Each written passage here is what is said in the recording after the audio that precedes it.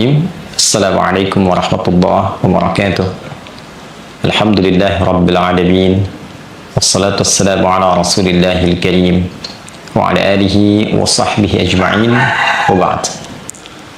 Saudara-saudariku, semoga kita semua senantiasa berada dalam rahmat kasih sayang terbaik, maghfirah, ampunan yang menggugurkan seluruh dosa-dosa yang telah diperbuat, serta naungan kemuliaan di sisi Allah Subhanahu wa Ta'ala hingga detik ini sampai kita pada tanggal 21 Sya'ban 1445 Hijrah.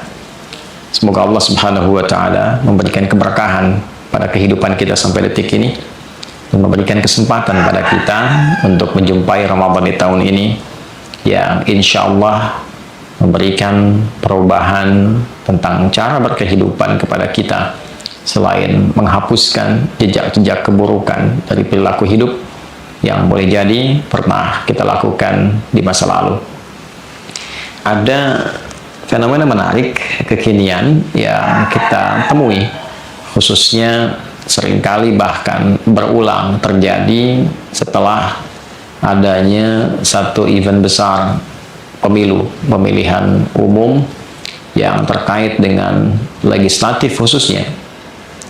Bahkan juga kadang terjadi dalam situasi-situasi pilkada misalnya, yaitu hal-hal yang telah didonasikan atau dalam bahasa agama disedekahkan, diinfakkan, khususnya dalam konteks pergaulan sosial. Sumbangan-sumbangan yang diberikan ke masjid misalnya, ke madrasah atau sejenisnya, dan ternyata setelah tidak terpilih kemudian ditarik kembali, diambil kembali, maka bagaimana agama khususnya Islam memberikan pandangan dalam persoalan ini? Ada dua tinjauan yang akan kita coba ulas di kesempatan yang baik ini insya Allah, yaitu dalam persepsi Al-Quran tentang bagaimana mengeluarkan harta secara konseptual untuk disedekahkan, karena ini pun akan berpengaruh. Harta yang bersumber dari sisi yang baik dan saat bersamaan juga bila dibandingkan dengan harta yang bersumber dari sisi yang kurang baik, adakah pengaruhnya kepada keadaan saat seseorang itu berdonasi, menyumbang atau berinfak, bersedekah. Kemudian di sisi yang lain juga kita bisa menggali dari keterangan hadis Nabi SAW tentang posisi hukum dari seseorang yang bersedekah kemudian ditarik kembali.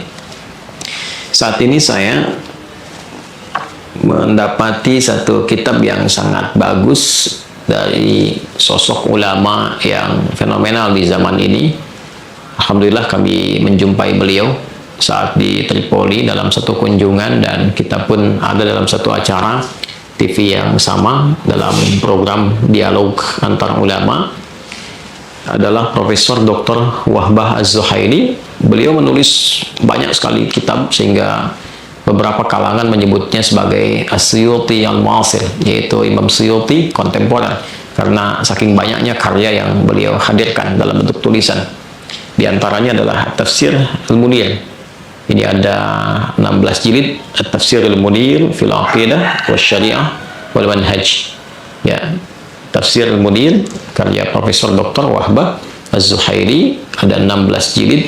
Di tangan kami sekarang ada jilid yang kedua.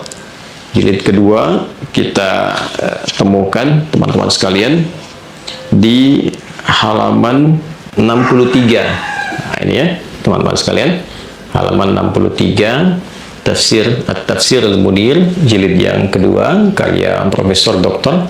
Wahbah Az-Zuhaili, halaman 63. Baik, beliau memberikan satu tema menarik tatkala menafsirkan firman Allah Subhanahu wa Ta'ala di surah Al-Baqarah di ayat yang ke-267.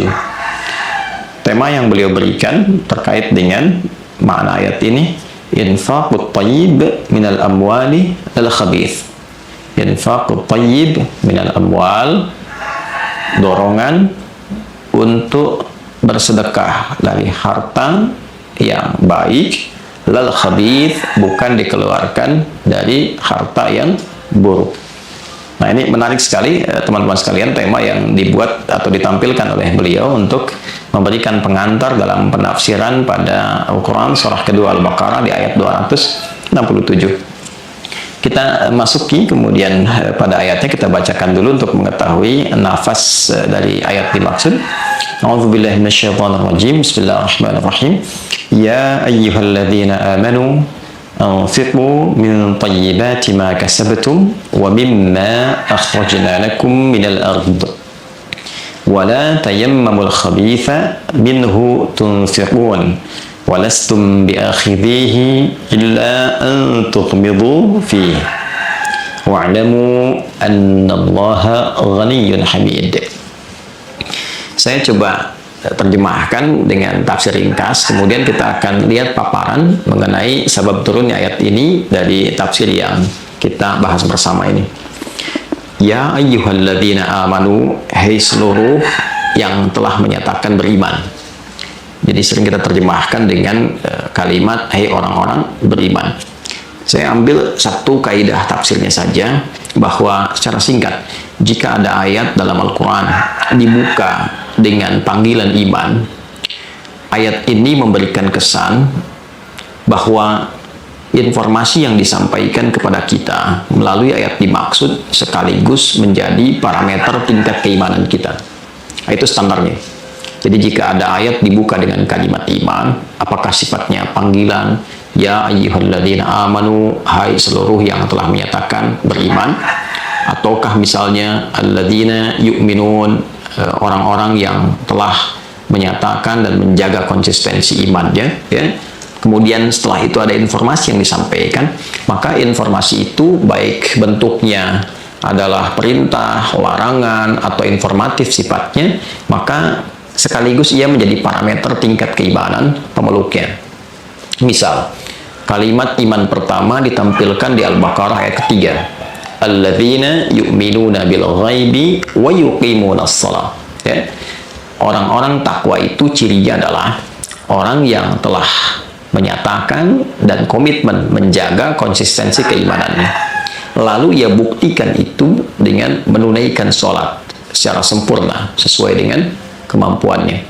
Penunaian sholat yang diawali dengan pembuktian iman dan penampilan iman memberi kesan bahwa sholat itu sekaligus menjadi parameter tingkat keimanan seorang muslim yang menyatakan dirinya beriman. Artinya semakin semangat dia menunaikan sholat, semakin tinggi dan kuat keimanannya.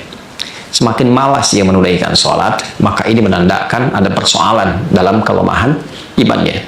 Untuk itu kita temukan juga sholat dalam Al-Quran bahkan disebut dengan kata iman.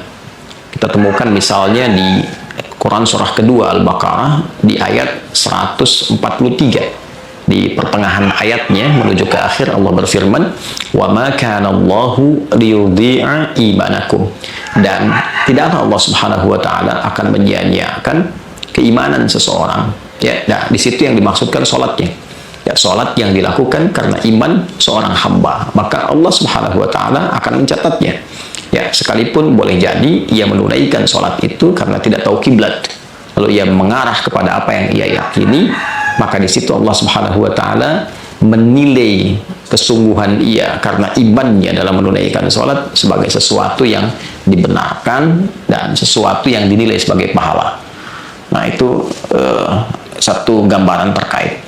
Kemudian kembali kepada ayat ini dengan kaidah yang sama ketika Allah membuka dengan kalimat ya ayyuhalladzina amanu, hai seluruh yang menyatakan dirinya telah beriman. Artinya informasi yang disampaikan di ayat ini akan menjadi parameter keimanan seseorang. Ya. Ayat ini membuka anjuran untuk bersedekah, ya, berdonasi, berbagi, dan sejenis kalimat lain yang mungkin kita kenal di era kini. Anfiqu min thayyibati ma kasabtum wa mimma akhrajna lakum minal ard. Hai seluruh yang telah menyatakan dirinya beriman kepada Allah, berinfaklah engkau, ya, bersedekahlah engkau, berbagilah engkau min thayyibati ma kasabtum, dari hasil terbaik yang engkau peroleh, ya, bisa dari niaga, dari usaha, dari profesi, dari apapun yang sifatnya baik. Ya. Jadi ciri khas orang beriman itu kalau dia mau berbagi, dia pasti akan memberikan dari hasil terbaik, ya, dari profesi yang baik, ya, dari pekerjaan yang baik, yang dengan pekerjaan itu ia memperoleh sesuatu sifatnya baik, lalu dia bagi. Ya, bahasa singkatnya, orang beriman itu kalau mau memberi pasti dari sumber yang baik. Itu poinnya. Ya, wa mimma akhrajna lakum minal ardh. Dan juga termasuk dari segala yang aku keluarkan untuk kalian dari hasil tanaman, ya, hasil tumbuhan. Nah, termasuk juga tidak dihalangi bagi orang-orang yang profesinya bercocok tanam, apakah itu di sawah, di kebun dan sebagainya, dan dia ingin berbagi hasil panen di sawah, dari sayuran, dari buah-buahan, ya, dengan kaidah yang sama. Sepanjang ia beriman, yang dibagi itu pasti yang baik, dari sumber yang baik. Ya, kalau dari pekerjaan yang halal, kalau dari hasil garapan dari yang halal, yang baik, ya, bukan dari maaf ya, wilayah orang yang tanpa izin kemudian ya ditanami, ya, bukan dari hasil mengambil lahan orang lain, ya. Kita teruskan dulu, ya. Wala tayammamul khabitha minhu tunfiqun walastum biakhirihi illa an tughmidu fi. Dan jangan terjadi engkau bermaksud memberi itu dengan memilih yang terburuk. Khabith itu radi, ya, sesuatu yang jelek, yang kotor. Kalau dikaitkan dengan yang tadi dari sisi sumber, ya, bisa jadi sumber yang buruk. Ya, kalau dari segi materinya bisa jadi dari sumber yang baik, tapi yang diberikan yang paling jelek. Ya, bisa juga begini, bisa juga yang diberikan itu sumbernya baik, materinya baik, tapi niatnya jelek. Ya, ada tiga pendekatan. Satu, dari sumber yang tidak baik, hasil korupsi, pengen sedekah dari situ. Nah, ini ditentang, bukan ciri khas orang beriman. Ya, jadi kalau kita ambil pengertian di ayat ini kembali, bahkan kepada judul tadi, ya, infaqut thayyib minal amwal dal khabith, ya, dorongan untuk berbagi dari harta yang baik, bukan yang buruk, ya. Dan dibuka dengan kalimat iman, seakan memberikan kesan kepada kita bahwa, mohon maaf, orang beriman itu tidak mungkin dia berbagi dari hasil atau pekerjaan yang tidak baik. Kalau kita tarik ke dunia kekinian, tidak mungkin ada orang beriman mau berbagi dari hasil korupsi. Tidak mungkin ada orang beriman dari berbagi, ya, dari hasil sogokan. Tidak mungkin ada orang beriman mau berbagi, bersedekah dari hasil curian. Ya, itu tipe pertama. Nah, yang kedua juga memberikan kesan bahwa tidak mungkin ada orang beriman yang imannya itu standar lah. Kan standar itu kan artinya tidak terlampau lemah, tidak terlalu kuat, ya, tengah-tengah lah, biasa-biasa, ya. Dia mau berbagi dari harta yang halal, tetapi nah, ya, yang dibagi itu kualitasnya nggak bagus, ya, kualitas yang tidak baik, yang jelek, ya. Bahkan di sini ada kalimat begini, walastum biakhirihi illa an tughmidu fi. Bahkan Anda pun yang punya itu melirik saja sudah tidak mampu, ya, melirik saja sudah tidak ada hasrat. Jadi kadang ada, misal saya beri contoh makanan, ya, kita lihat nih makanan ini sudah 2 hari lebih, yang kita melihatnya pun ya, sudah tidak berhasrat, lalu diberikan pada orang lain, ya, sekalipun makanan itu mungkin boleh jadi masih layak untuk dimakan, tapi kita sendiri pun sudah tidak menikmati itu dalam pandangan, ya, bukan dalam rasa, tapi dalam pandangan pun sudah tidak menikmatinya. Nah, ciri orang beriman, dia tidak akan melakukan pembagian itu. Ya, mungkin sah-sah saja untuk diberikan, tapi bagi orang beriman, iman itu mendorong pemiliknya untuk selalu memberikan yang terbaik, bersikap-sikap yang terbaik, berbagi pun berbagi yang terbaik. Ya, bila senyum dia senyum yang terbaik, bila dia melangkah ke arah yang baik, bila dia berbagi yang terbaik. Nah, ini tipe yang kedua. Jadi yang pertama dari sumber yang tidak baik, yang kedua sumbernya baik, tapi yang diberikan bentuknya tidak baik, okay? Materinya kurang baik. Yang ketiga, sumbernya baik, materinya baik, tapi niatnya nggak baik. Right? Nah ini yang kita lihat fenomena kekinian dalam konteks yang tadi di awal kami sebutkan. Mungkin sumbernya baik, halal, tidak ada masalah. Materinya baik, pengen nyumbang semen ke masjid, nyumbang karpet ke masjid, sumbernya halal, karpetnya bagus, semennya juga kualitas bagus, tapi niatnya kurang baik. Ya, nah ini saya kasih nih ya, supaya misalnya saya dapat perhatian, ya, kemudian diharapkan ada suara yang dengan pemberian itu jadi kompensasi dari sedekah yang diberikan, tapi diiringi dengan hasrat, ya kalau misalnya nggak dapat suara saya ambil lagi tuh. Ya, nah ini termasuk pada kategori yang ketiga.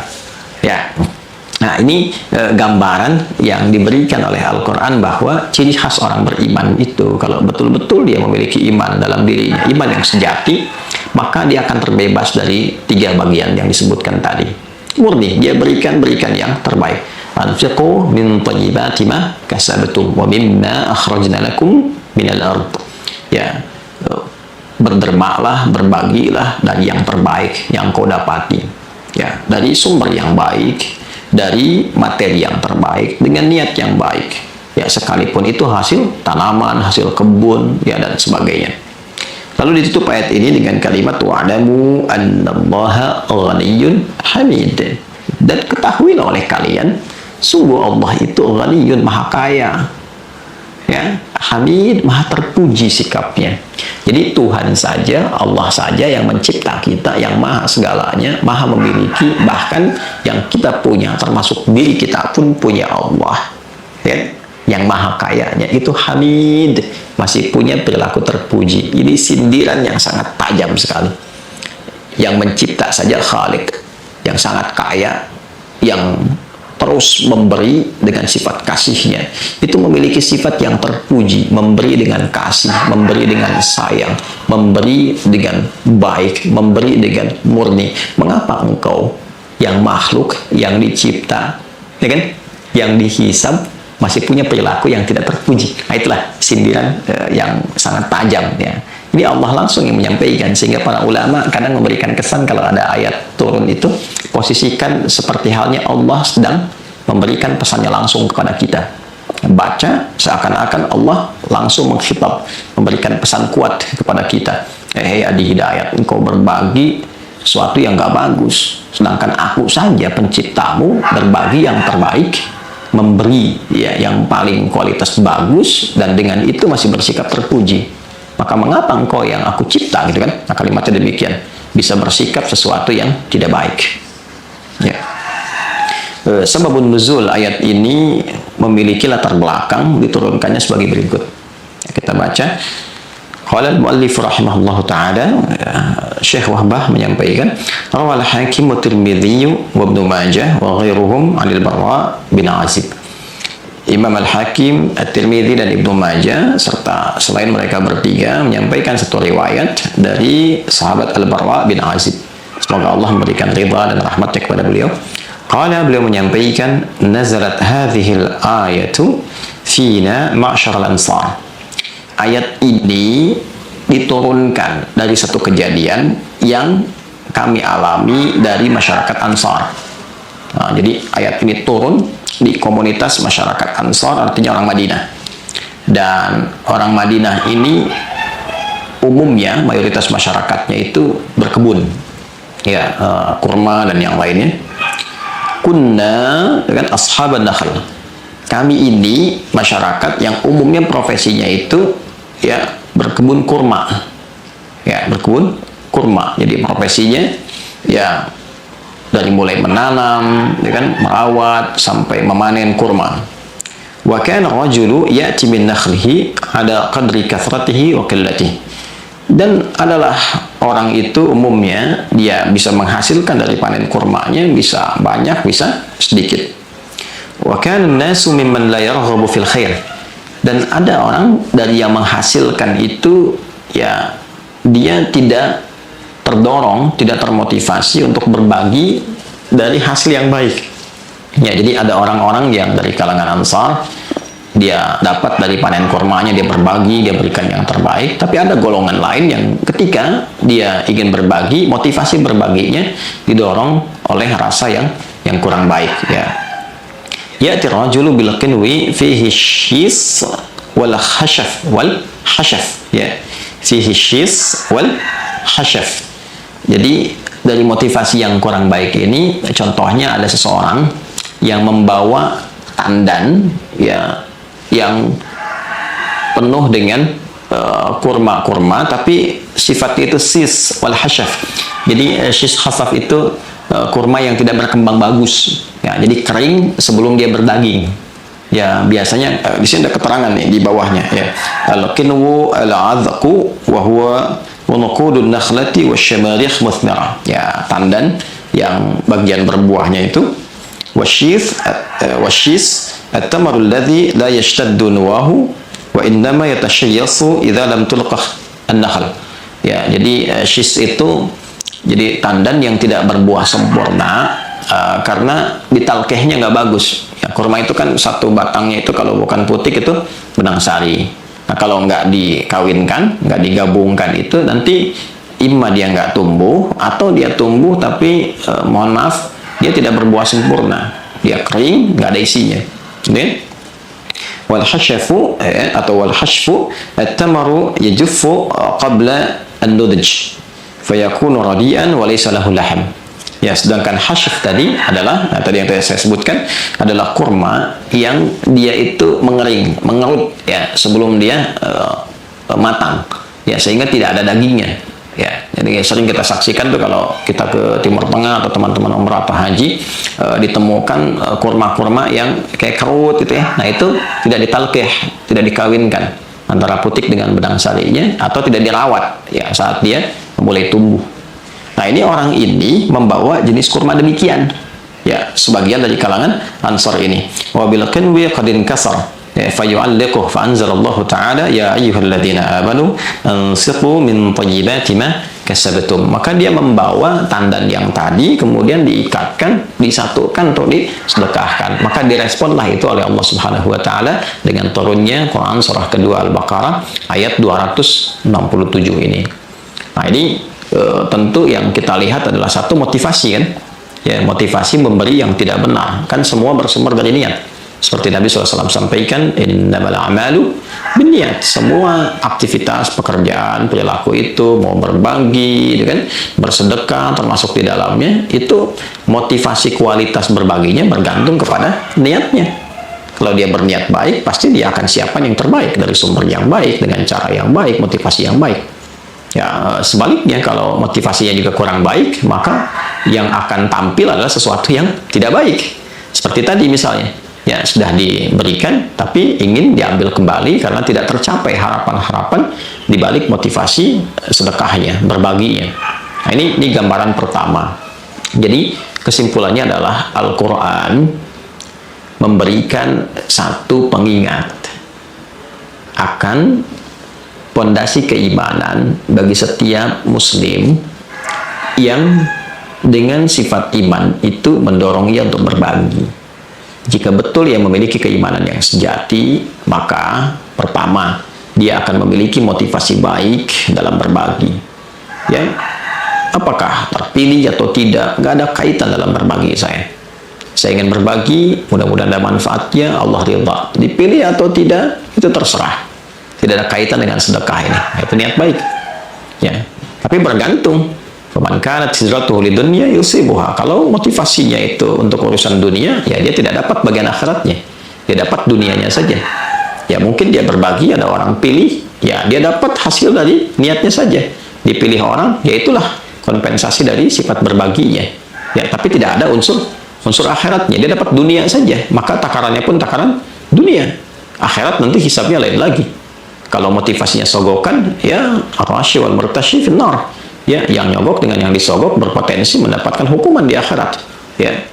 Kemudian lebih daripada itu, nah ini yang juga penting untuk digarisbawahi, ya. Quran surah kedua Al-Baqarah di ayat 200. Wa minan nasi. Nah, ini dia poinnya. Ya, ada segelintir orang itu may yaqulu rabbana atina fid dunya wa ma lahu fil akhirati min khalaq.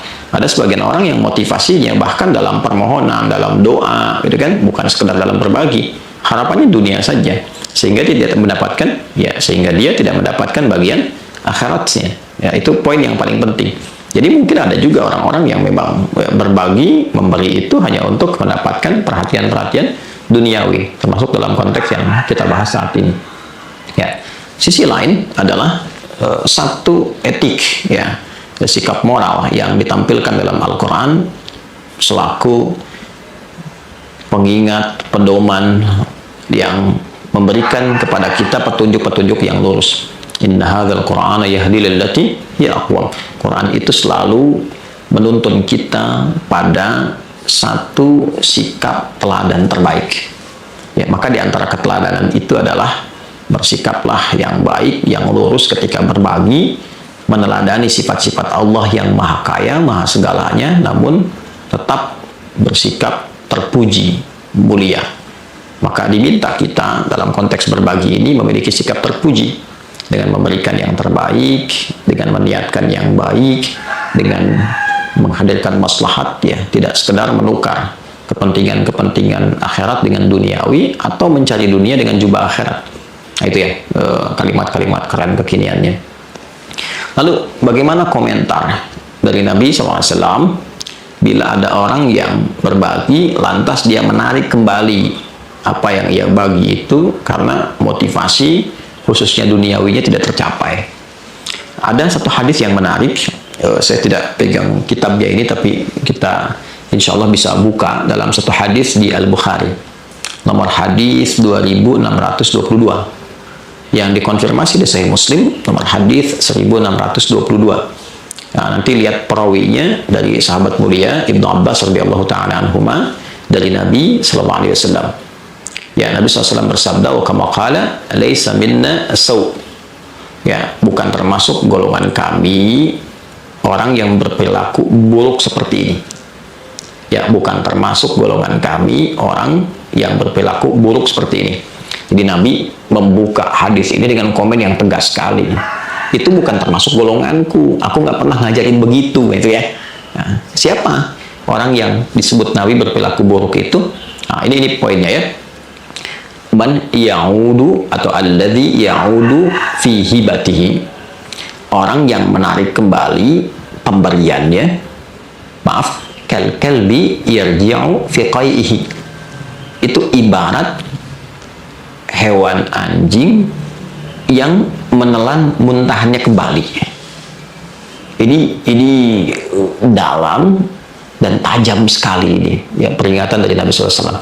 Jadi orang-orang yang dia memberikan pemberian atau mencoba untuk berbagi tapi dengan motivasi yang salah.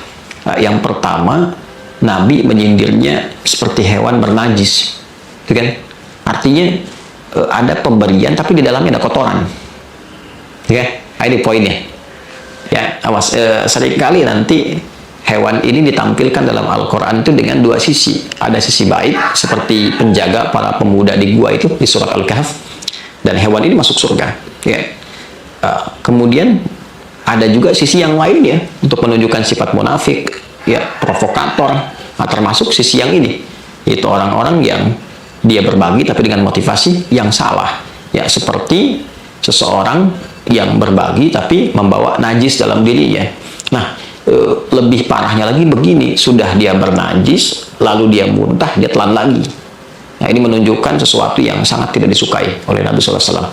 Jadi secara singkatnya begini, orang yang mencoba untuk memberi dengan motivasi yang salah, lalu ketika tidak tercapai apa yang diharapkan itu dia mengambil kembali, kata Nabi, itu perilaku yang sangat kotor, ya, seperti muntahan dari hewan yang bernajis terus ditelan lagi. Nah, jadi ini memberikan gambaran bahwa sikap itu tidak terpuji, sikap itu tidak baik, dan sikap ini memberikan kesan bahwa imannya bahkan tidak masuk dalam kategori yang standar. Nah, untuk itu dalam kondisi demikian kita dianjurkan untuk selalu mendoakan. Ya, bila ada terjadi demikian, bahkan melahirkan stres yang mendalam dan sebagainya, maka lingkungan sekitarnya memberikan edukasi. Ya, bukan mencemooh, karena mungkin dilakukan karena belum tahu, belum dapat ilmu. Itulah sebabnya kita belajar supaya saling memperbaiki, bukan saling mencaci, bukan saling merendahkan, bukan saling menghinakan. Jadi kita doakan mudah-mudahan Allah Subhanahu wa taala memberikan hidayah, memberikan kelembutan, merubah perilaku menjadi lebih baik. Boleh jadi pelajaran ini memberikan pencerahan supaya memperbaiki diri. Dan memang juga ini pun diniatkan dengan cara yang baik, bukan untuk menyindir orang lain, bukan untuk mempertajam masalah, tapi memberikan sebuah edukasi supaya semua niat pekerjaan itu dilakukan dengan baik, sehingga hati lapang. Terpilih tidak terpilih, alhamdulillah. Yang penting ada jalan untuk bisa berbagi. Itu memberikan kelapangan pada jiwa, dibandingkan dengan merasa sudah memberikan sesuatu lalu tidak dapat yang dicapai, ditarik kembali, kerugiannya pun berganda. Sudah masyarakat mencemooh, mungkin ada bully, mungkin ada hal yang tidak baik diterima. Itu konsekuensi dari perbuatan, bukan salah orang. Tapi juga Islam mengajarkan dalam situasi demikian kita tetap memberikan doa terbaik, memberikan pencerahan terbaik, dan memohon kepada Allah supaya siapapun termasuk diri kita diberi hidayah, supaya dijaga dalam kemuliaan sampai kita berpulang pada Allah Subhanahu wa taala. Ini kiranya hal yang bisa kita bagi di pagi hari ini, semoga bermanfaat, semoga Allah meridai kita semua. Allahumma taqabbal minna innaka antas sami'ul alim wa tub 'alaina innaka antat tawwabur rahim. Allahumma arzuqna ya Allah ni'matal amwal allati nastati'u biha an nunfiqaha ya Allah fi sabilika ya arhamar rahimin. Allahumma arzuqna minal munfiqin as-salihin al-mu'minin. Allahumma arzuqna ya Allah ni'matal halal waj'alna minal munfiqin as-salihin al-mu'minin. Allahumma rabbana atina fid dunya hasanah fil akhirati hasanah wa qina adzaban nar. Wa sallallahu ala sayyidina Muhammad wa ala alihi wa sahbihi ajma'in. Wa akhiru da'wana subhanakallahumma rabbana wa bihamdika asyhadu an la ilaha illa anta nastaghfiruka wa natubu ilaik. Walhamdulillahi rabbil alamin. Assalamualaikum.